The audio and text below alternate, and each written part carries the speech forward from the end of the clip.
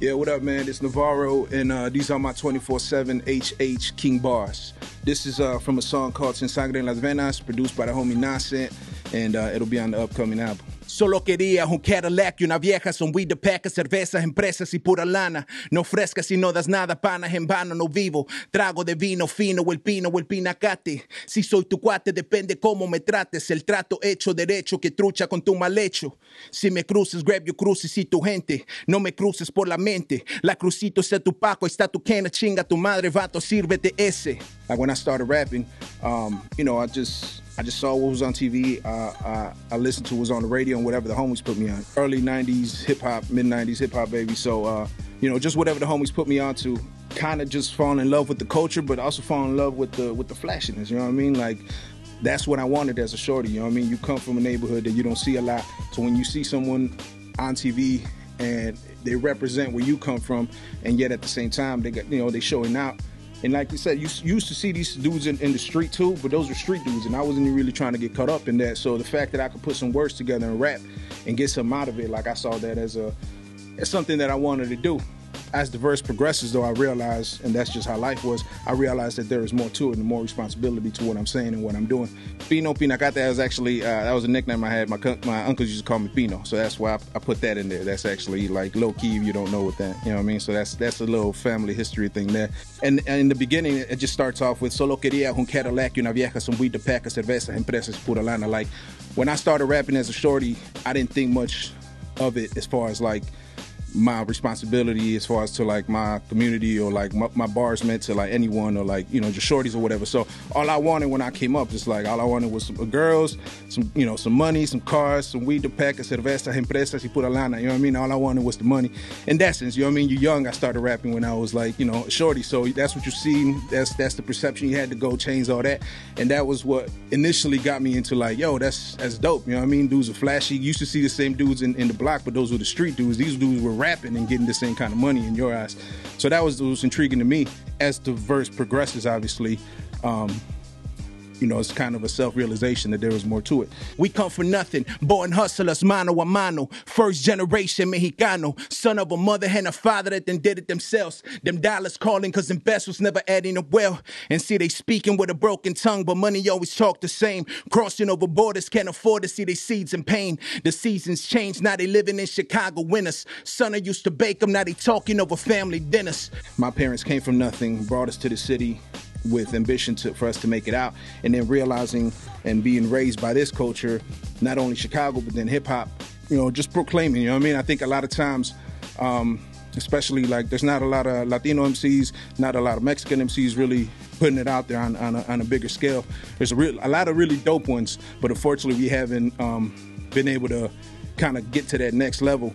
And that's that just proclaiming it, you know what I mean? This is what I am. I come from that, and that's what made me, but I'm also a hip-hop kid. So it's like my parents came to this country because they couldn't afford to see my sisters at the time, you know, going through the struggle they were going through out in Mexico. So my parent, you know, my pops came out here alone, and then my mom followed suit with my 3 sisters, and eventually I was born here. So it was just that, man. It was a sacrifice, you know, so they couldn't afford to see this, you know, see their seeds in pain. Seasons change because now they came here, you know, seasons change. Now they living in Chicago winters. Son, they used to bake them, now they talking over family dinners, you know, so it went from like them working in ranches 7 days a week, and that whole experience of them being Mexicans in, you know, early on in the United States and having to go through that. And now I see my pops kind of just chilling, having dinners, you know, in Chicago winters, you know, so it's just kind of like the hustle and the grind that they did and everything they went through to finally eventually be able to enjoy the you know, the fruit of their labor. So raised in blocks where the walls were decorated with graph and ghetto vigils, but bangers remain vigil. Makeshift memorials for all the street warriors sent to the glorious connoisseurs of emporiums. Pent more than for less than minimum wage. The venom and rage, come get it, we will center the stage. I'm from a city where the mayor got some blood in his hands, and young bangers kill each other, that's just part of their plan. It's segregated by the colors, affiliations, the numbers, the money you make, and the way that you're breaking it under. Again, it goes back to the city we're raising, you know what I mean? Like, unfortunately, shorties out here killing each other daily, and that's just part of the plan, you know? They quick to tear down neighborhoods and don't worry about where these people are headed to or where they're going, or, you know, in territories that may be, you know, there may be conflict. I work at a school in Little Village, and within the last year that I've been there, I've been there for a couple years now, but this last year and a half, about 14 of our students have been shot. You know, so it's like all these things that on a daily basis, I'm still, you know, and we're still living the consequences of the violence going on in our city. So, you know, those are the kind of bars, you know, like it doesn't matter at the end of the day because these shorties pass or they get shot, and it's just another day. You know what I mean? Nothing gets resolved. You know, the city isn't doing anything to try to change that. You know what I mean? And then the way that these neighborhoods and these communities are working. So, again, those are all just things that I've unfortunately witnessed. Who bang harder, politicians or these shorties on the corner? Only difference between them is the lawyers on the corner. Same crime get dealt differently, but still they fear for me. Don't fear for me, just pray for me. I want to make it faithfully. It's all power. I'm just trying to make it further. But Rhyme could try to hide my murder.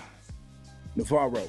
Everyone points the finger at the kids doing the shootings, at the recklessness going on in our neighborhoods, but no one puts blame fully on the politicians, or at least hold them responsible. People could point, people could go online and talk, you know, whatever they want, but no one's really like holding them accountable. So that's kind of where that is, you know what I mean? At the end of the day, the politicians are crooked too. The only difference is they got better lawyers, you know?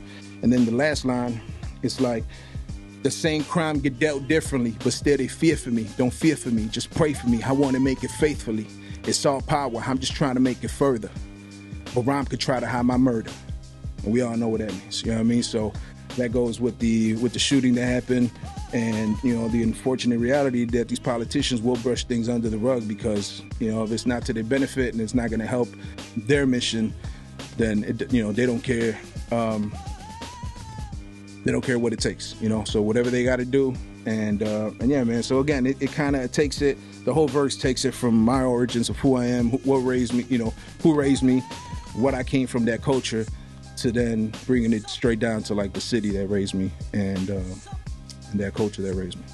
So yeah, so the song is it's called Sangre En Las Venas. The homie Nasen produced it, and the way me and him, you know, hooked up, I've known the brother for years, and we've been, you know, he had a couple records on another project I did. Yeah, man, we kind of just started working again a couple years ago, and these are records that he's been, you know, he always sends me stuff, and these are records that just connected. This particular one, when you guys hear the actual beat, it's just a hard beat. Like, I just wanted the project to start off with like some drums and a bass line that you couldn't deny. And that's really what it is, you know what I mean? It's a real hard drum and bass line. It's the intro to the album. So it was basically, you know, I want to start off talking in Spanish and rapping in Spanish because that's my first language. So, you know, I kind of wanted to just briefly touch on that. And that was just honestly just me talking, you know what I mean, styling it out a little bit.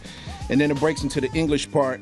You know, I start talking about, you know, where we come from, you know, being first generation Mexican, you know, my parents coming to Chicago without nothing, you know what I mean? And then them, you know, it goes into breaking down how they used to burnt by the sun, you know what I mean? Because they were working in ranches and farms, and now they're having, you know, family dinners in the winters of Chicago. The juxtaposition of where we were back then and where we're at now, it goes into the city that I was raised in, which is Chicago, talking about, you know, the injustices that have occurred here. So yeah, man, it was kind of just encompassing where I'm from, you know, where my parents are from, what I came from, you know, and then what made me, you know, today, and the city that raised me and the things that go on in here.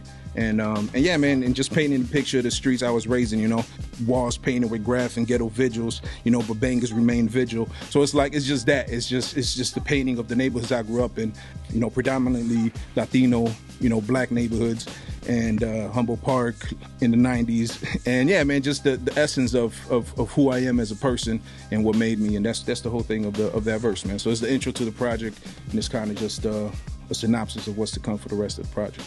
The name of the album is going to be a 3-part series, and they're called Modern Mexican Art. This first one is called Sangre En Las Venas, and that one's basically done. I got GLC featured on it, and a couple other things I'm still working on, but that one's basically in the process of wrapping up. Hopefully, if all goes well, we'll drop it around probably like late September. That's the plan. The other two after that, probably at the top of the year.